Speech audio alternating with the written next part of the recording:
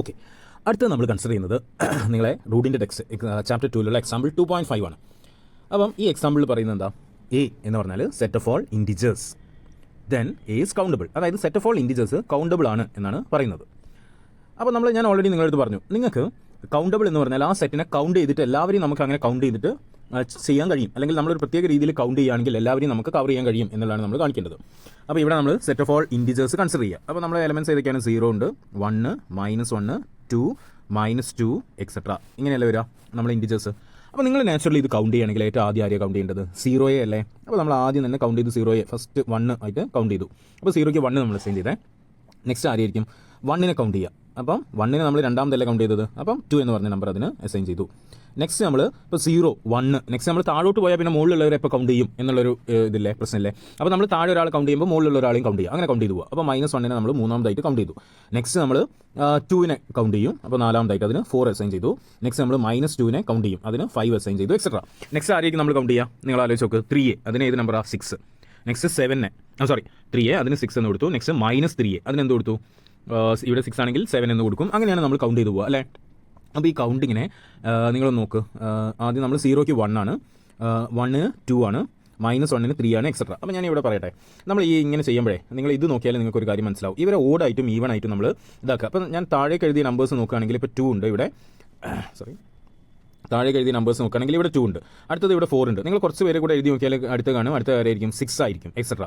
അപ്പോൾ നമ്മൾ ഈവൺ നമ്പേഴ്സിനെല്ലാം ആണ് ഈ പോസിറ്റീവ് നമ്പേഴ്സ് കൊടുക്കുന്നത് അല്ലേ? അപ്പോൾ ഈ ഈവൺ നമ്പർ 2 എങ്ങോട്ടാണ് പോകുന്നത്? 1 അതിൻ്റെ പകുതിയിലേക്ക്. 4 എങ്ങോട്ടാണ് പോകുന്നത്? 2ലേക്ക്. നെക്സ്റ്റ് നിങ്ങൾ നോക്കിയാൽ മനസ്സിലാവും 6 എങ്ങോട്ടായിരിക്കും പോകുന്നത്?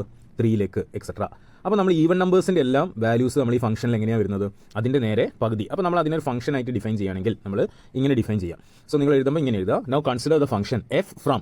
നമ്മൾ എവിടെ നിന്ന് എങ്ങോട്ടുള്ള ഫംഗ്ഷൻ ആയിരിക്കണം? നമ്മൾ ഓൾറെഡി കൗണ്ടബിൾ ആണെങ്കിൽ ജെയിൽ നിന്ന്, ജെ എന്ന് പറഞ്ഞാൽ നാച്ചുറൽ നമ്പേഴ്സ്, എയിലേക്കുള്ള ഫംഗ്ഷൻ. അപ്പം f of N is equal to n/2 when n is even. ആദ്യം നമ്മൾ കൺസിഡർ ചെയ്യുന്നത് n ഈവൺ ആകുമ്പോൾ, ആ ഫംഗ്ഷനിൽ നിങ്ങൾ കണ്ടില്ലേ n ഈവൺ ആകുമ്പോൾ എങ്ങോട്ടാണ്, എന്താണ് അതിൻ്റെ വാല്യൂ ആയിട്ട് എടുക്കേണ്ടത്? n/2. അപ്പം n-നെ n/2ലേക്ക് മാപ്പ് ചെയ്യാം. ഇനി n ഓടാകുമ്പോൾ എന്താ സംഭവിക്കുക എന്നുള്ളത് നമുക്ക് നോക്കാം. അപ്പോൾ n ഓടാകുമ്പോൾ 1 എങ്ങോട്ട് പോയി? 0ലേക്ക് പോയി. നെക്സ്റ്റ് 3 എങ്ങോട്ട് പോയി? -1ലേക്ക് പോയി. 5 എങ്ങോട്ട് പോയി? -2ലേക്ക് പോയി. ഇത് എന്താ സംഭവിക്കുന്നത് എന്ന് വെച്ചാൽ, ഇപ്പോൾ നിങ്ങൾ 3, 5 എല്ലാം വെച്ചിട്ട് ജസ്റ്റ് ഒന്ന് കമ്പയർ ചെയ്യുകയാണെങ്കിൽ 3 എന്ന് പറഞ്ഞാൽ ഇപ്പോൾ 3യുടെ പകുതിയൊന്നുമല്ല -1, പക്ഷേ 3യിൽ നിന്നൊന്ന് കുറയ്ക്കുക, എന്നിട്ട് അതിൻ്റെ പകുതി എടുത്താൽ നിങ്ങൾക്ക് എന്ത് കിട്ടും? ആദ്യം 1 കിട്ടും, എന്നിട്ട് അതിനൊരു നെഗറ്റീവ് ഇട്ട് കൊടുക്കുക. 5ൽ നിന്ന് ഒന്ന് കുറയ്ക്കുക, അപ്പോൾ 4 കിട്ടും, അതിൻ്റെ പകുതി എടുക്കുക, 2 കിട്ടും, എന്നിട്ട് ഒരു നെഗറ്റീവ് ഇട്ട് കൊടുക്കുക. അപ്പോൾ 1ൽ നിന്നായാലും ഒന്ന് കുറച്ചാൽ നേരെ 0ലേക്ക് പോകും. അപ്പോൾ ഈ ഓഡ് നമ്പേഴ്സ് എല്ലാം ഇവിടെ നിങ്ങൾ നോക്കിയാൽ, ഇനി ബാക്കിയുള്ള നമ്മൾ odd numbers, even numbers already നമ്മൾ പറഞ്ഞു. ഓഡ് നമ്പേഴ്സിന് എന്താ സംഭവിക്കുന്നത്? 1, 3, 5, 7 എല്ലാം എങ്ങോട്ടാണ് പോകുന്നത് എന്ന് ചോദിച്ചാൽ, n ഒരു ഓഡ് നമ്പർ ആണെങ്കിൽ, n ഓഡ് ആവുന്ന കേസിൽ അത് എങ്ങോട്ടാണ് പോകുന്നത്? ആദ്യം n-ൽ നിന്ന് ഒന്ന് കുറയ്ക്കണം, -1. താഴെ എന്തുകൊണ്ട് ഡിവൈഡ് ചെയ്യണം? 2 കൊണ്ട് ഡിവൈഡ് ചെയ്യണം, എന്നിട്ട് അതിൻ്റെ നെഗറ്റീവ് എടുക്കണം. അപ്പോൾ n-ന്റെ വാല്യൂ എന്താണ്? n-1/2.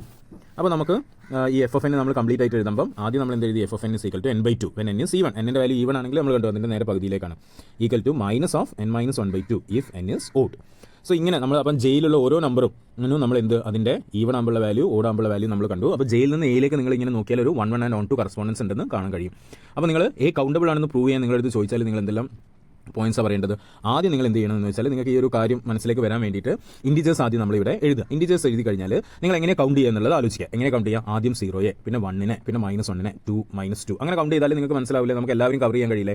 അപ്പോൾ 0യെ ആദ്യം കൗണ്ട് ചെയ്തുകൊണ്ട് അതിന് 1, 1നെ രണ്ടാമത് കൗണ്ട് ചെയ്തുകൊണ്ട് അതിന് 2 അസൈൻ ചെയ്തു, -1നെ മൂന്നാമത് കൗണ്ട് ചെയ്തുകൊണ്ട് അതിന് 3 അസൈൻ ചെയ്തു എക്സെട്ര. അപ്പോൾ ആദ്യം ഇതിന് ഈ നമ്പേഴ്സ് ഇങ്ങനെ അസൈൻ ചെയ്യുക. നിങ്ങൾ ഇവിടെ സ്ഥലം ഇല്ലാത്തതുകൊണ്ടാണ് ഞാൻ എഴുതിയത്. നിങ്ങൾ കുറച്ചും കൂടെ നമ്പേഴ്സ് എഴുതിയിട്ട് അസൈൻ ചെയ്തു നോക്കുക, അപ്പോൾ നിങ്ങൾക്ക് കൃത്യമായിട്ടുള്ള ഒരു ഐഡിയ കിട്ടും.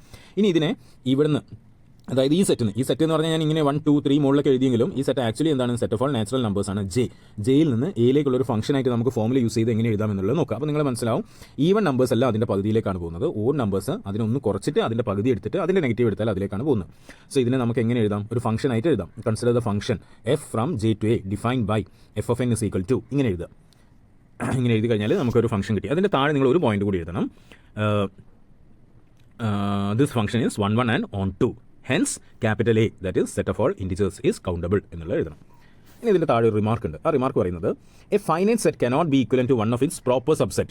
ശരിയല്ലേ? അപ്പോൾ നിങ്ങളൊരു ഫൈനൈറ്റ് സെറ്റ് എടുക്കുക, 1, 2, 3. ഇതിൻ്റെ ഏത് പ്രോപ്പർ സബ്സെറ്റ് എടുത്താലും അതിനേക്കാളും കുറച്ച് എലമെന്റ്സ് എല്ലാം ഉണ്ടാവും. ഇപ്പോൾ നമ്മൾ ഈ സെറ്റ് എടുത്തെന്ന് വിചാരിക്കുക, 1, 2 മാത്രമുള്ള ഒരു സെറ്റ് എടുത്തെന്ന് വിചാരിച്ചാൽ, അങ്ങനെയാണെങ്കിൽ നമുക്ക് ഇവിടുന്ന് ഒരു 1, 1 and 2 ഫംഗ്ഷൻ ഡിഫൈൻ ചെയ്യാൻ കഴിയുമോ? ഇല്ല.